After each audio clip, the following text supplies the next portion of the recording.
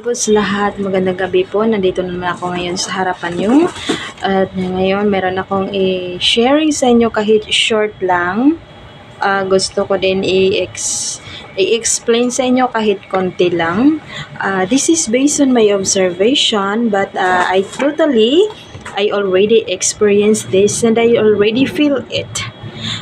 When I was young and until now. Oh my God. Love is very important to us, okay? Okay. At kung bago ka pa sa YouTube channel ko, paki-subscribe na lang po, share and like. At kung gusto mo mag-comment din kayo, kung taga saan kayo, di malalaman ko kung saan yung video ko, saan napunta, kung saang lugar kayo nakatingin ng ng YouTube channel ko, o di masaya ako pag may nagko-comment na ako sa ako Maynila or either kung saan kayong place, di masaya din ako. At ngayon, they have different types of love.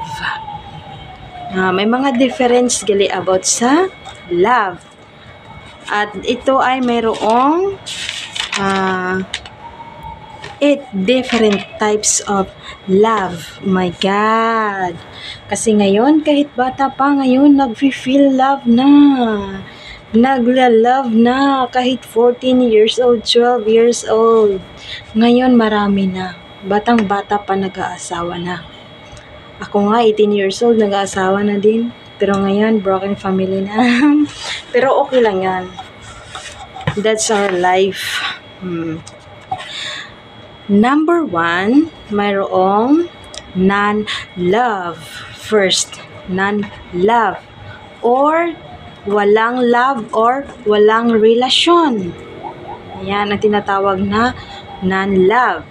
Is a lack of intimacy, passion, and commitment, but it doesn't mean you have harsh feeling towards another person. Ayan pala ang tinatawag na non-love.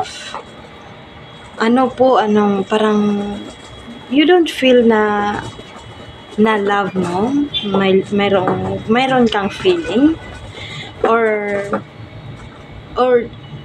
mayroon kang karelasyon. Yan ang tinatawag na non-love. Number 2, liking. Alam nyo ba yung liking? Liking means magustuhan ka or may kursunada ka. Ayan ang tinatawag na liking. It suits your interest, taste or wish. Yan ang tinatawag na liking. Like for example, I saw one boy, then I say to myself, I like him. Yan ang tinatawag na liking.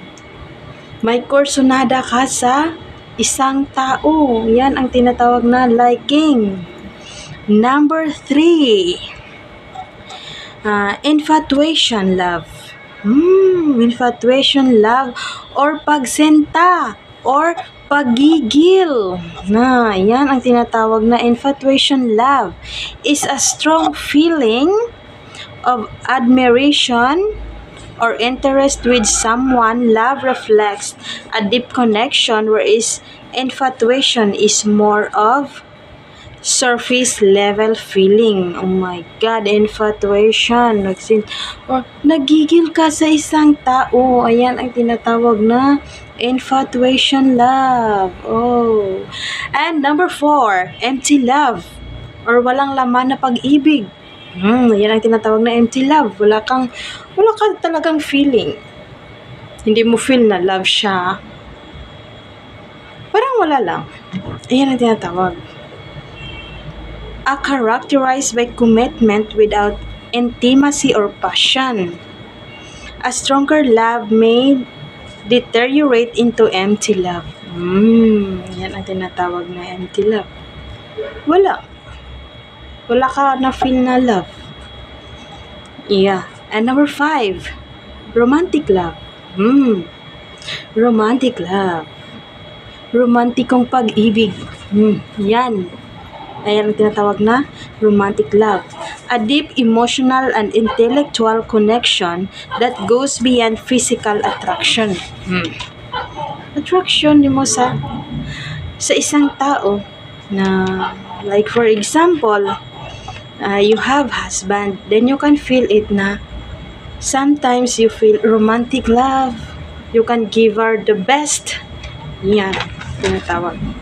And number 6, compassionate love. Mahabagin na pag-ibig. It defined as awareness and understanding of one's suffering, connecting with the distress, and being emotionally and cognitively moved to alleviate suffering. Oh my God!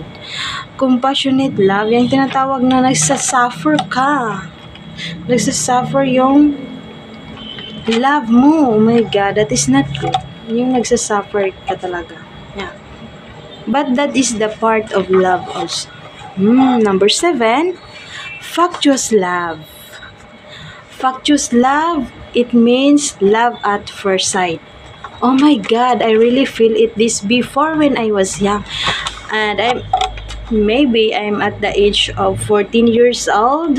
14 years old, I wanna feel it a factious love. Parang crush na crush ko talaga siya kahit natutulog ako, kahit saan ako nakatingin, parang mukha niya lang yung nakikita ko. Yan ang tinatawag na factious love, na love at first sight ka sa kanya. Is typified by a whirlwind courtship in which passion motivates. Yan ang tinatawag na factious love, na love at first sight ka sa kanya. Then number 8, the consummate love, or sa Tagalog, ganap na pagmamahal. Intimacy, passion, and commitment. The spark has not died, and the color and the closeness in there. Ayan ang tinatawag na consummate love, ganap na pagmamahal. And like for example, sa consummate love, like parents' love towards their children, and their types of love entail all 3 love components. Yan ang tinatawag na consummate love, the love of the parents to their children. Ayan na po guys. And thank you so much, kahit konti lang to guys. Sana may nakukuha din kayo. Kasi importante din ito. Kasi yung iba hindi pa nila alam. Pero mostly alam na din nila. Pero gusto ko lang na share kahit konti lang. Yan lang po guys. Thank you so much and God bless us all. And don't forget to subscribe my YouTube channel, like and share. God bless us everyone.